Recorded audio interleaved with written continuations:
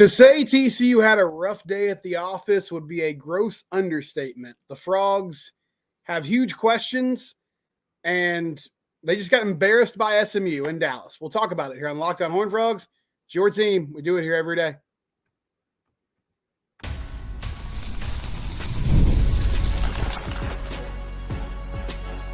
You are Locked On Horned Frogs, your daily podcast on the TCU Horned Frogs. Part of the Locked On Podcast Network, your team every day. That's right. Locked On Horned Frogs, your team every day. I'm your host, Steven Simcox. Feel free to join the party. TCU gets run off the field in Dallas by the final score of 66 to 42. And it wasn't really that close. This ball game, once the second half kind of started and got going, wasn't really in doubt. Frogs trailed 17-0 at one point. At halftime, they trailed 41-21, and they really couldn't make up that deficit. You know, it would be one thing to say that this is just a bad day at the office. They blew a tire against a ACC opponent now in SMU, right? Technically a Power 4 team. I'll be honest. I gave SMU a lot of crap this offseason, and I have for the last few years. They've made a huge deal out of this game. And Billy Embody from On3.com, who covers the Ponies, he leveled with us on Thursday. He was like, yeah, they've really hyped up this game, and the team hasn't delivered. Well, they delivered today. Now, the flip side of that is TCU played awful football. And the issue is, it would be one thing if this was just a really bad day, a terrible afternoon on the CW. But for the last year plus, this program has been mediocre, if we're being generous. And since that Michigan game and the playoff, where the Frogs were able to get it done. And there's been moments throughout the past year plus where it's like, okay, this is when they're going to respond, right? Like Colorado last year to open the season. We're going to see a newly invigorated and inspired team. And we're going to get to really see who Sonny Dykes is and what the identity of his football team is moving forward. And they lay an egg and they lose. And then it was like, well, they'll bounce back, right? Eventually, like they'll right the ship. They'll win some games. They'll make the season salvageable. And we'll just consider this year one and we'll move forward. That did not happen. They ended up going 5-7. They blew a lead to UCF in the second half last week. And they played a great first half of football against UCF. I'm not talking about today. They blow that lead. You're like, okay, SMU. Always step up against SMU, at least since Sonny's been here. And they didn't do it. And right now, the identity of this team,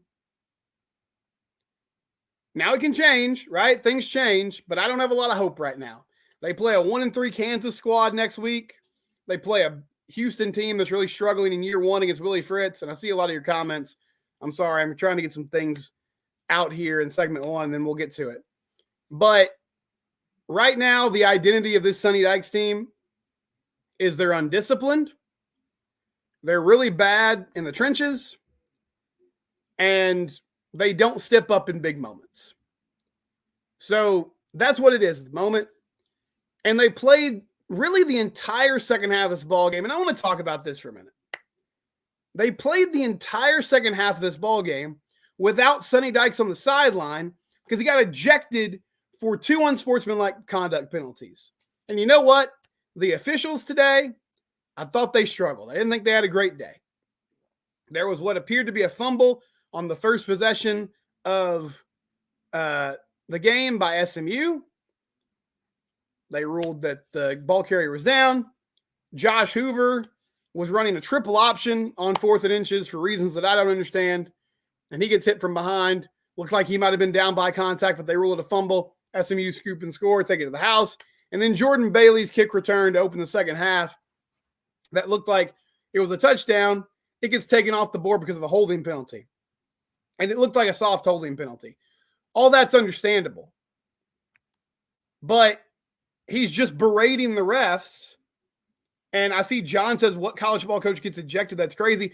I don't know, John. I was trying to think about that when it happened. I was like, you don't usually see, like, I can't remember. I'm sure it's happened a few times, but I can't remember a time where a college football coach got run like Sonny did for basically getting 2 technical fouls, 2 unsportsmanlike conduct penalties. And you know what? I get it. You want to stand up for your team. You're upset about the calls. Fine. You cannot get run. You cannot get run off the field and ejected early in the second half of a game you're trailing by 20 points. If you're the head coach, you have to keep your composure. Like, that's unacceptable. And we'll see if he talks after the game. I'm assuming he's going to talk to the media, but honestly, I don't know. Because as me and John were just talking about here, I haven't seen a coach get ejected during a football game like that in college football. This is not baseball, where sometimes the manager will argue balls and strikes because he's trying to fire up his team. This is not basketball, where it's another sport where there's a long schedule. And it's like, hey, sometimes you got to get run by the referee to show that you got some fire in your belly and you're fighting for your team. It's college football. There's 12 games. Find a way to keep your head enough to not get ejected. And I said this on Twitter. I was like, honestly, if you have that kind of fire and accountability, that same level for the coaches and players that are, going out there and making it happen as you do for the refs, then maybe this team would be in a better situation. But tonight was a rough performance. And from a football perspective, you can't spot a team 28 points like they did today and expect to win a ball game, right? Like pick six, punt return for a touchdown, scoop and score, fumble that was recovered at the 1 yard line. That's 4 touchdowns that you just handed SMU. You can't do that against anybody and expect to win. But you especially can't do it against an SMU team that is pretty talented and is coming off a bye week. But that being said, defensively, it was rough today. And this defense, for a second week in a row, gets pushed around. SMU's O-line, not exactly known for being super physical and playing well this year, but they pushed TCU around today. The TCU offensive line, it's a mess. They had 65 rushing yards today. Cam Cook had 14 carries for 24 yards. Now, part of the problem was you're basically trailing the entire game, so it's not like you can really commit to the run, but still, that being said, they once again could not run the football. I saw somebody say earlier, the trenches are a mess. They are.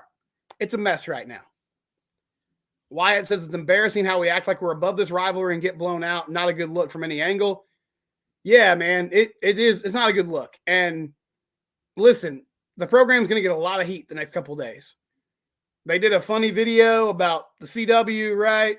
How it's not known for college football. Nobody really knows how to find it, even though it's over-the-air TV. I get that. Well, they better hope that people weren't able to find that channel today because they put on a bad performance this afternoon. And yes, there were some weird play calls. I talked about the triple option on 4th and 1. That was crazy. But the bottom line to me, and what I can't get out of my head, this was once again a ball game where the team just looked woefully unprepared. Like the players have some accountability in this. Like they have a responsibility to play well. But even back in 2022, they had those comebacks. But they struggled early in games, right? And they were able to fight back and win those ball games and have some incredible moments. But last year, same story. There were just too many weeks where they would get off to these slow starts. And today, they gave up 17 points to start the ball game. And they actually fought back pretty well, made it 17-14 relatively quickly. And then the defense just struggled to get off the field. SMU did what they wanted for the most part. Kevin Jennings, young quarterback, one of his first time starting, he was 14-19 for 137 yards. But the real deal was, similar to last week with UCF, they ran the ball for 238 yards. And there were just so many times where SMU was in 2nd and 6, 3rd and 2, right? 2nd and 4. They were just getting killed on early downs. A lot of you are upset. I get it. To answer your questions, because I'm seeing a lot of questions about Sonny's job status, all these things, I don't think anything's happening tonight. But I'm not going to tell you guys to calm down. Because honestly, giving up 66 points to SMU and getting beat like that, there's no excuse for it. And, I mean, I think the clock is starting on, if you're going to figure this out and flip the script, you better do it in a hurry. Because right now, this looks like a team that's going to be fighting for dear life to get to a bowl game. And that's just a huge fall from playing for a national title to 2 years in a row, scratching and clawing to try to get to 6 wins. And at the moment, I don't see 6 wins on the schedule. I see Wyatt talking about 66 points given up with our awesome new defensive scheme.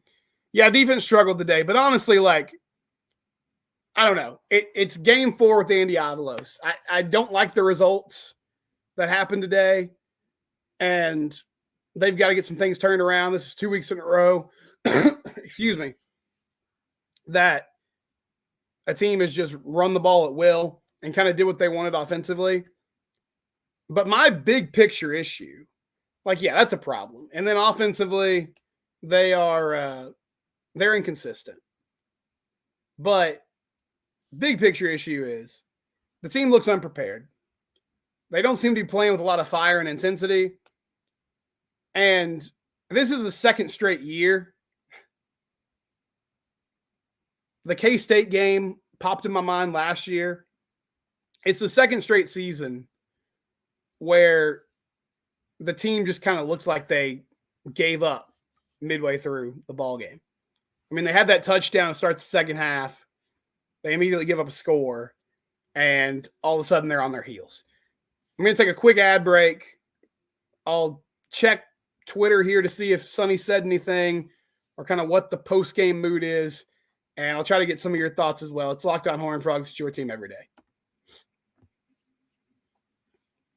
I do want to remind you about LinkedIn Jobs. If you're hiring for a small business, LinkedIn is the place to go. 86% of businesses find a quality candidate within 24 hours. LinkedIn Jobs is the spot to be. You can post your job for free at linkedin.com/lockedon. Again, that's linkedin.com/lockedon. LinkedIn Jobs and LinkedIn the company, proud sponsor of the Locked On Network.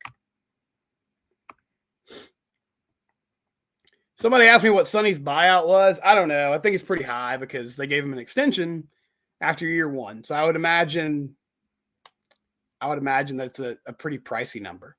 And again, like, I would love to just be like, hey, tough day, right? Struggled, turned the ball over. Can't have a performance like that. But the problem is this is a recurring theme through the last 17, 18 ball games, right? Where there's just an undisciplined group, way too many penalties. Let me see if I can find this from Melissa, who works from Frogs Insider, that podcast. She said 12 penalties, and this was during the middle of the game. 12 penalties, 4 turnovers, 2 defensive scores allowed, 1 special team score allowed, 1 ejected head coach, a comedy of errors, but nobody is laughing. Like, they lost this game. The crazy thing is, as poor as they played at times, they lost this ball game by 24 points. And if they could have just cleaned up some of the unforced errors, like the scoop and score, the pick six, all that stuff, then they have a chance to win. But the problem in my mind is, like, we've been saying that for weeks now. We keep saying, like, man, if you just clean up these mistakes, this team could be really good. If we find a way to run the ball better and not turn the ball over and get some stops on defense, like, this team could be great, but it's not happening. Like, something's not clicking when they play the ball game. And Hoover had a rough night tonight. But, I mean, the offense was also playing from behind for the majority of the ball game. It reminded me of Oklahoma last year. But the problem is they weren't playing Oklahoma today. They're playing SMU. And even though SMU has improved and they've done some things with that program, like, you shouldn't be getting run off the field like they did in Dallas today. Like, there's just no excuse for it. Okay, let me see if I can find some Dykes quotes, Sonny Dykes quotes. Sonny says he's surprised at what happened tonight. Said they played well against UCF and practiced well this week. Said everything that could have gone wrong did go wrong. He apologized to the fans and players for being ejected. So he thought it was maybe unwarranted, but it was 100% his fault. Coach Dykes said this is still a good football team, even though the results won't show it tonight. Well, he's right about that. Okay. I mean, there's nothing you can say when you lose by 24 that is going to make people feel better, right? But at a certain point, you know, he said that after the Colorado game last year. He said that after Iowa State.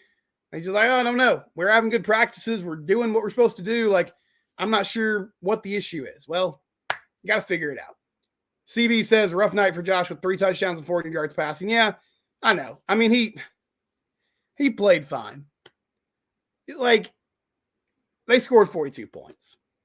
You can't throw picks like that, but, you know.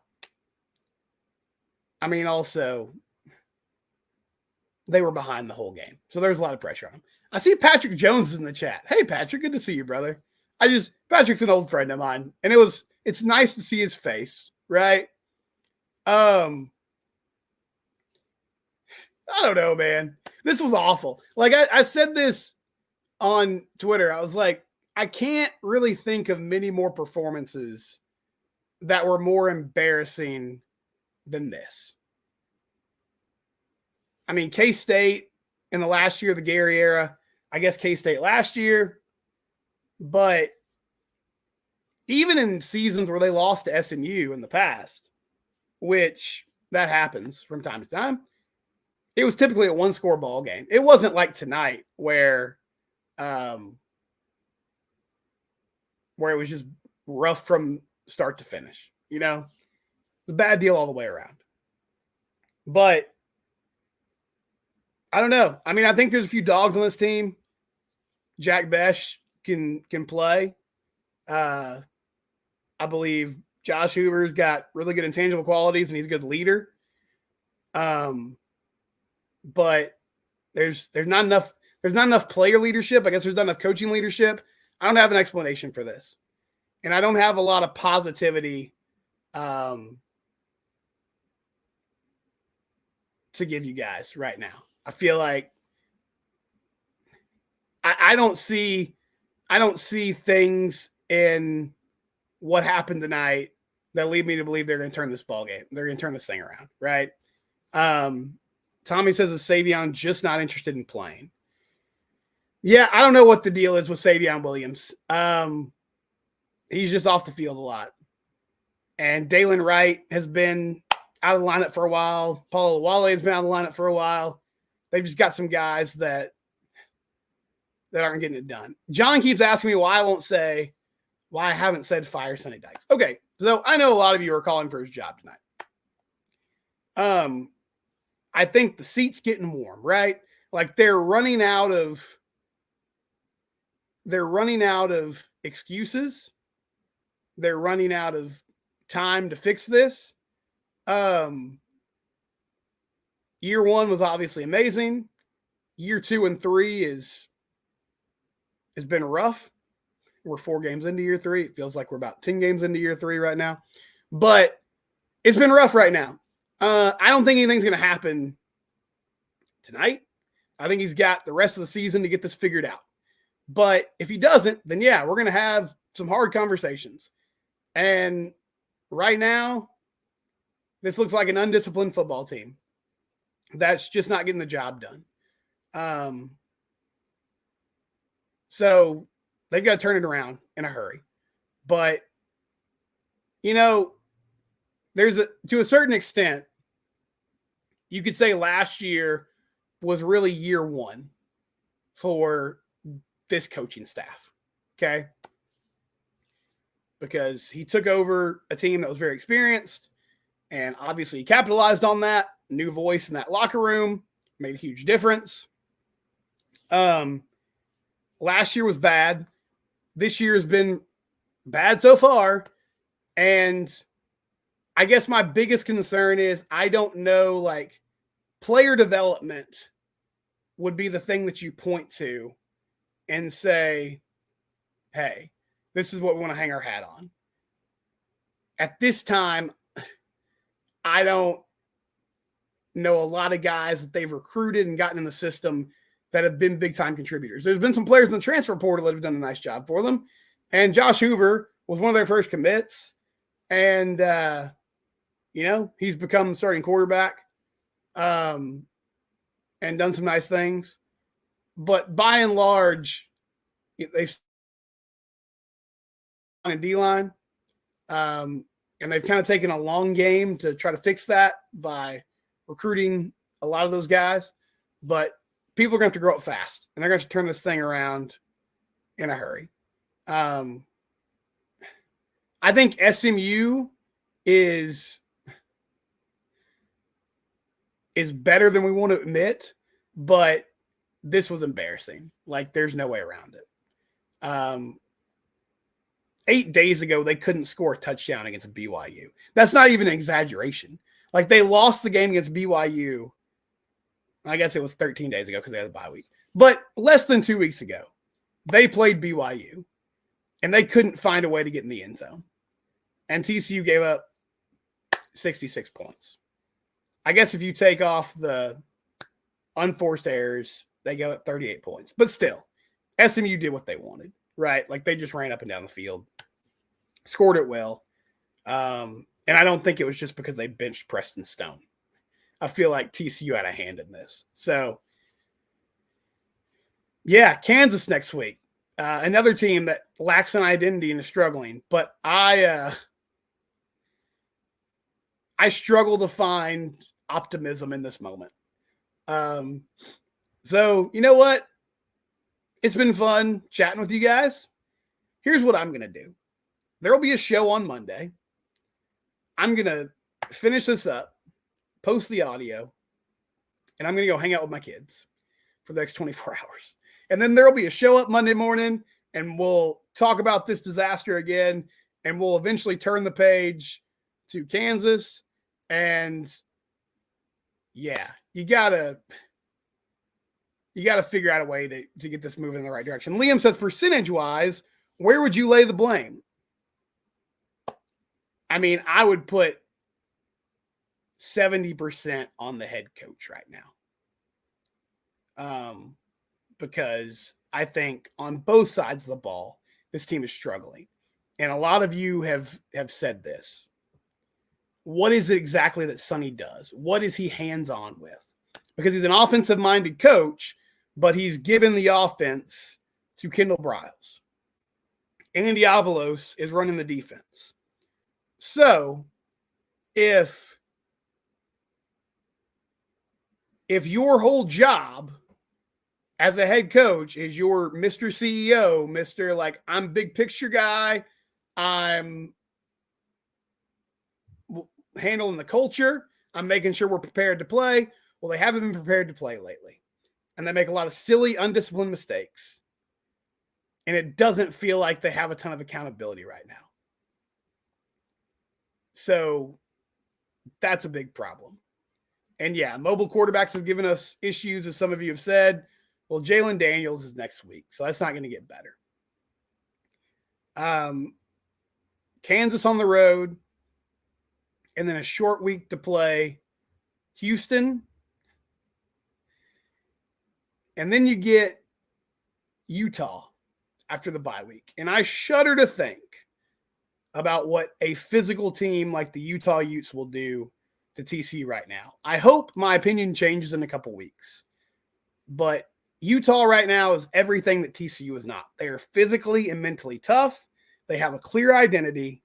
And even without Cam Rising today, they went into Stillwater and got a victory. So, yeah, that's not great to think about in this moment. But, hey, I love you guys. And I'm sorry that this sucks right now. But we're going to keep doing shows and covering this team, and we're going to figure it out together. It's Locked On Horned Frogs. It's your team every day. Take it easy.